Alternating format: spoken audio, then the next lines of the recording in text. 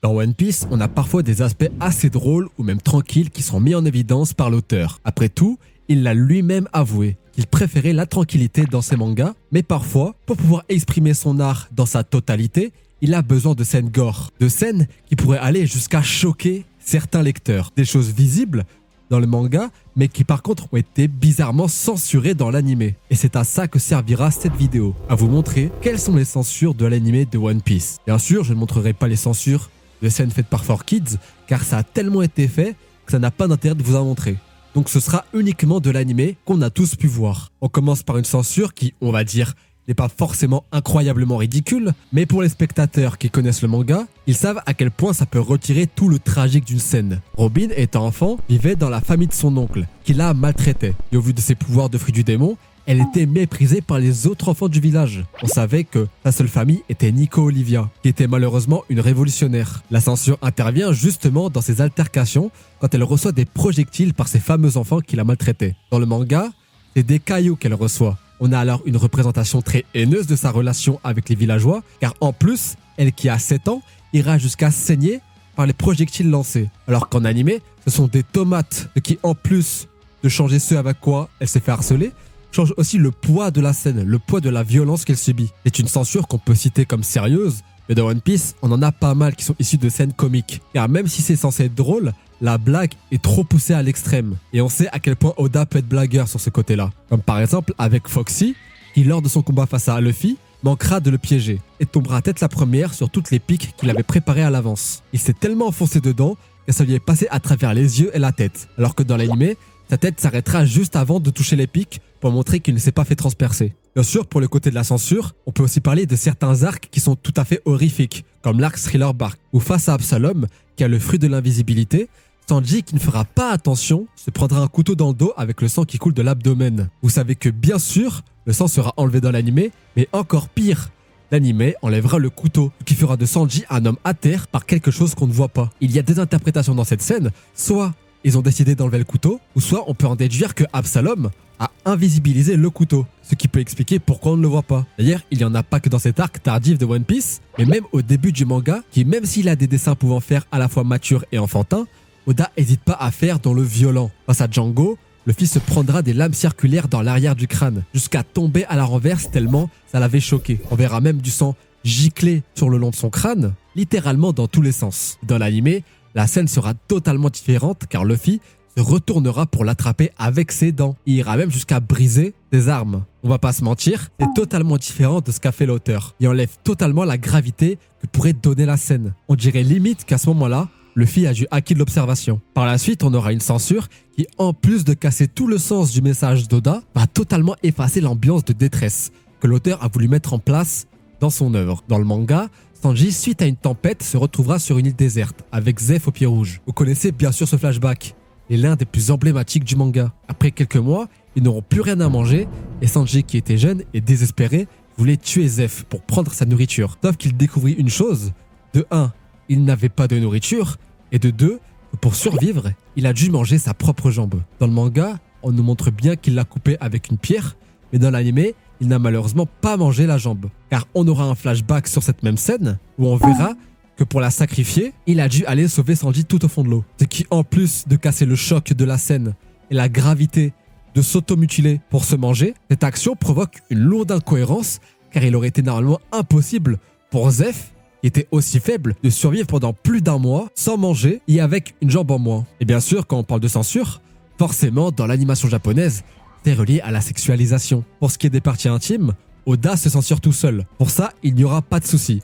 Mais à Whiskey Peak, Vivi fera son apparition avec un haut qui met en avant sa poitrine, avec les ronds d'hypnotisation. Sur l'image, c'est très clair, c'est une évidence que si c'est les ronds le problème, alors ils seront enlevés. Et c'est le cas car sa tenue ne comportera pas des ronds, mais des traits, ce qui enlève directement toute supposition de sexualisation. Ce qui, on va pas se mentir, casse un peu le but du Kara Design, car sa tenue et ses ronds servaient à montrer qu'elle pouvait hypnotiser les gens.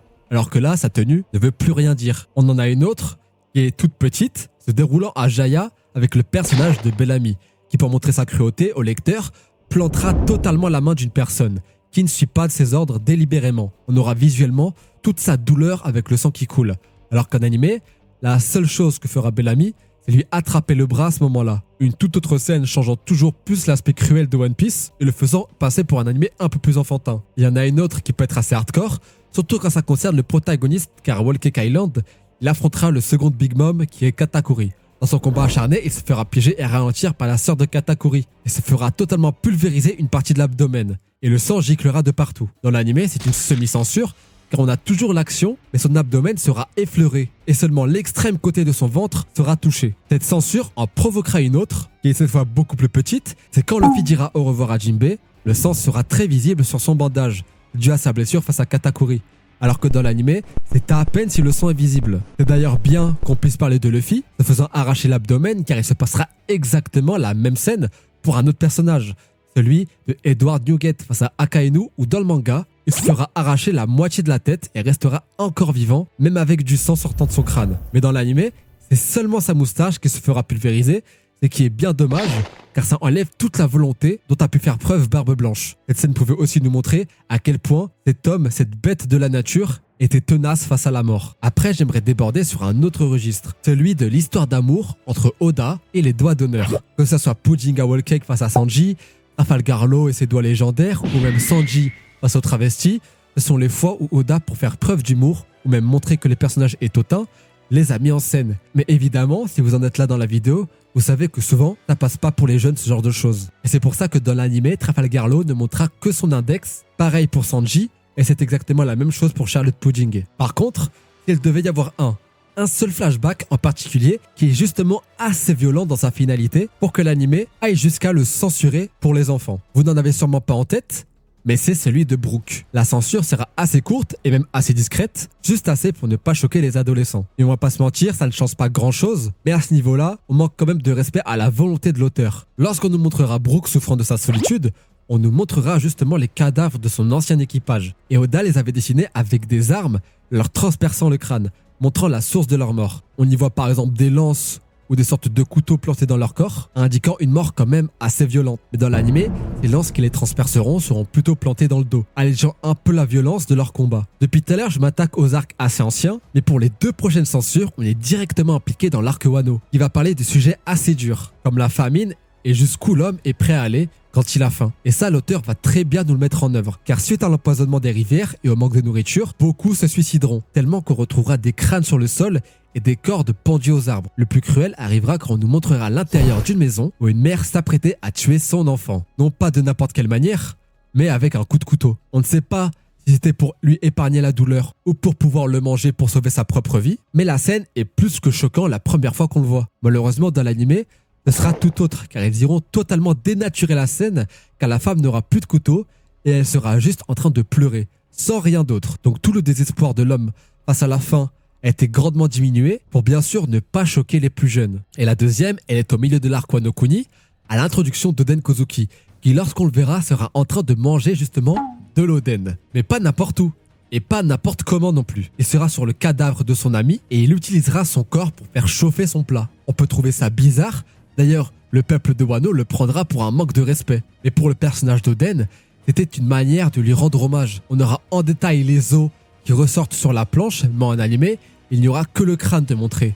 Et le corps sera quasiment éclipsé, recouvert par les flammes. On arrive vers la fin de la vidéo, donc je me contenterai de citer deux censures restantes. On va commencer par la plus petite, qui est celle durant Dressrosa où Bartolomeo va surprendre un combattant du Colisée, se moquer de Luffy. On connaît tous la scène dans l'anime où par méchanceté, il va lui attraper la langue et mettre son couteau au-dessus pour le menacer de le planter avec. On connaît à quel point Bartolomeo idéalise Luffy et ça va beaucoup plus loin en manga car ce sera directement plus violent où par sadisme, Bartolomeo, pour le menacer, plantera directement le couteau dans la langue plutôt que juste se contenter de faire des provocations. Pour la dernière, il faut savoir qu'on a parlé de sang, violence, sexualisation, mais on n'a pas abordé le sujet de la religion dans One Piece. On va pas se mentir, c'est assez présent. Et après tout, comme on l'a vu avec Kuma, Nika représente littéralement le Christ dans One Piece. On peut facilement le voir dans les scans où Kuma priera la croix qui contient un soleil. Et l'anime a malheureusement censuré ça, ce qui a totalement éclipsé un foreshadowing durant le flashback de l'eau. Car la nonne qui s'est fait abattre portait une croix sur elle. Et bizarrement,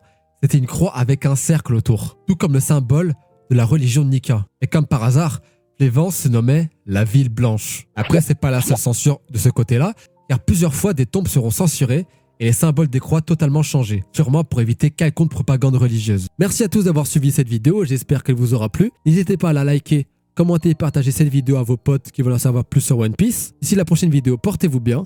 C'était Scanor, au revoir.